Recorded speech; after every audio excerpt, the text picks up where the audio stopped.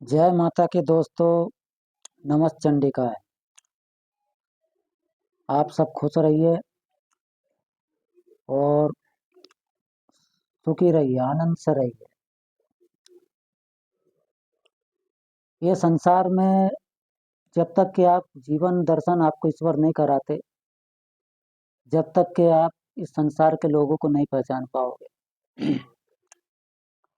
देखो, ईश्वर ने मेरे को जीवन दर्शन कराया। जीवन दर्शन का मतलब होता है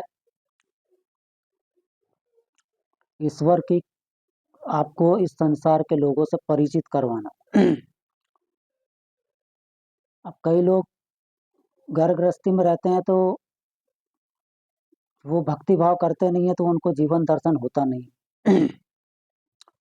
जब आप ईश्वर की भक्ति करने लगते हो तो ईश्वर आपको अपनी ओर आकर्षित करता है, खींचता है। उससे खींचने से पहले वो क्या काम करते हैं ईश्वर? आपको जीवन दर्शन कराते हैं, क्योंकि आपको संसार से बड़ा मोह रहता है कि ये मेरा काका है, ये मेरा बाबा है, ये मेरी माँ है, ये मेरा बाप है, ये मेरा भाई है, ये मेरी बहन है, ये मेरी भांजी है, ये मेरा भांजा है। आपको संसार के लोगों से बड़ा मोह रहता है, आकर्षण रहता है। उसी भ्रम को मिटाने के लिए ईश्वर आपको जीवन दर्शन कराते हैं। जब आप जीवन दर्शन कर लेते हो तब आपको ईश्वर से सच्चा प्रेम होने लगता है और ये संसार आपको झूठा प्रतीत होने लगता है और आप ईश्वर की ओर आकर्षित होने लगते हैं।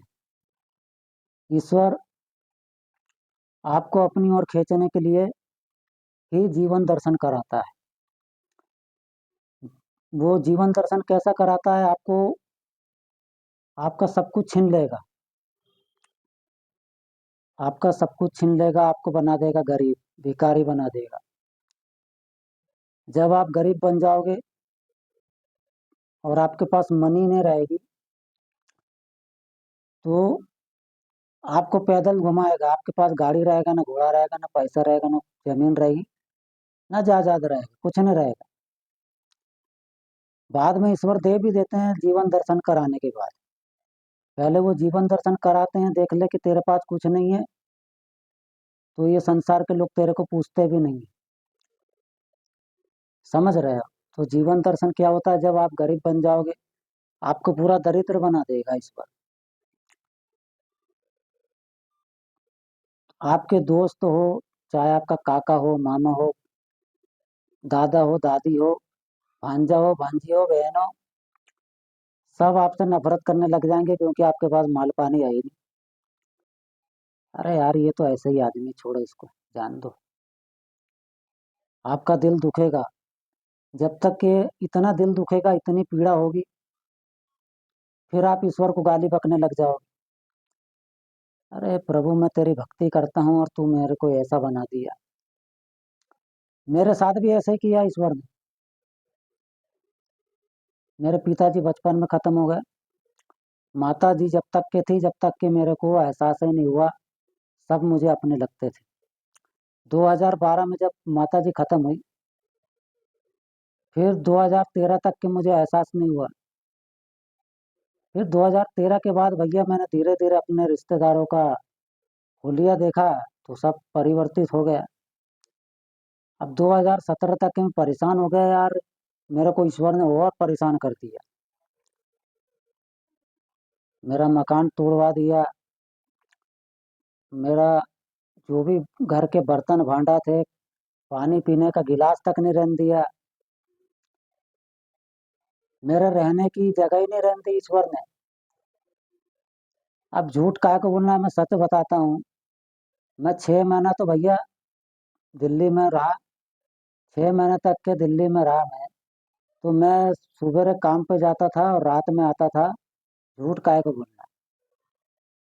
तो भैया मैंने उस समय दिल्ली में 2015 16 18 को चला गया था मैं। भोपाल में था। भोपाल में 2018 तक के रहा। फिर 2018 के बाद 16, हाँ 16, 16 को मोदी ने नोट बंद कर दी। तो फिर वो कंपनी 2 नंबर वाली थी तो बंद हो गई। और वो समय बहुत कठिन था मेरा। 2018 से 2021-22 तक, 18-19 तक मेरा मकान वकान सब टूट टाट गया भाई। फिर मैं दिल्ली चला गया, तो दिल्ली में मैं 6 महीना बहुत भटका, बहुत भटका। एक संत महात्मा मुझे मिल गए, मैंने उनकी सेवा करी, और वो इतना कठिन समय था कि मुझे कुछ उनसे सीखना था।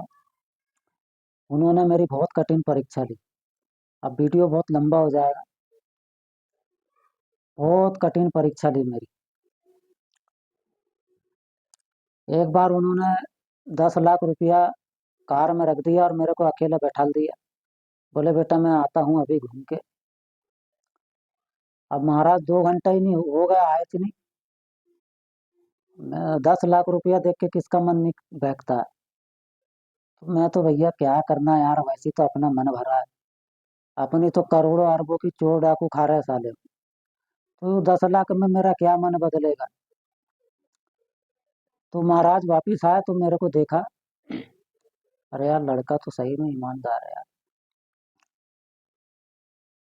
फिर क्या परीक्षा ली मेरे को, अरब वाली पहाड़ पे मंदिर था, वहां पे 12 बजे रात को उनने अपनी शिष्या को भेजा। 4-5 आदमी को घर उधर लुका दिया थोड़े दूर, और वो शिष्या बढ़िया कार में बैठ के आई, और वो मुझे बोलती है कि मेरा हाथ पकड़ो। मैंने समझा यार दाल में कुछ काला है यार, ये महाराज सीधा नहीं बैठेगा। मेरे को माता ने समझा दिया कि कुछ गड़बड़ है। चलो उसमें भी मैं पास हो गया। फिर कोरोना काल आ गया भैया, सबसे कठिन परीक्षा कोरोना काल। कोरोना काल में मेरा मकान टूट गया, साला दारू खस्तियों के बीच में रहना पड़ा मेरे को। और उस समय मेरे पास पैसे थे, लेकिन मेरा उस समय अकाउंट नहीं था मोबाइल पे, और वो एटीएम फेटीएम सब दिल्ली में छूट गए मेरे का। अब मैं सलैया आया तो मेरा मकान पूरा टूटा टाटा, बर्तन भी एक भी नहीं। अब गिनती के 10,000 रुपये लेके आया था, तो 4-5 हजार सफर में बिता दिया था। फिर मोदी ने बंद कर दिया, लॉकडाउन लगा दिया, पैसे खत्म हो गए। अब मैंने बोला माता यार खाएंगे क्या। पैसे थे मेरे पास, लेकिन मेरा अकाउंट ही नहीं था यहाँ पे। सब दिल्ली में था, खोल रखा था मैंने, लेकिन सब कागज वागज सब उधर ही थे। मोबाइल उस समय आता नहीं था चलाते। अरे भैया फिर एक मैडम थी मेरी, झारखंड वाली मैडम, उसका मेरे पास नंबर था, तो मैंने अपने दोस्त का अकाउंट नंबर लिया, और वो मैडम को फ़ोन किया, मैडम फलाने ऐसी ऐसी बात है। तो उसने 25,000 रुपये मेरे अकाउंट में डाल दिए। बोले अगर ख़त्म होंगे महाराज और मांग लेना। लेकिन माता ने मेरे को जरा सा भी कष्ट नहीं होने दिया भाई। अब वो ओढ़ने बिछाने का भी साला, अब मैं क्या बोलूँ, अभी परिवार की बात है बता नहीं सकते, क्या करें अब। मैंने फिर होटल में चंदी लगाई, होटल में खाना खाया, होटल वाला लेके आता था खाना। तो ये बड़ा संसार स्वार्थी है मेरे भैया, कोई किसी का नहीं है। इसलिए जीवन दर्शन जो भगवान कराते हैं। अब ये पार्ट 2 में बताऊंगा जीवन दर्शन के बारे में, है ना। ये बहुत लंबा वीडियो हो गया। तो पार्ट 2 में मैं आपको पूरी कहानी बताऊंगा जीवन दर्शन की। जय माता की, जय भवानी, खुश रहिए।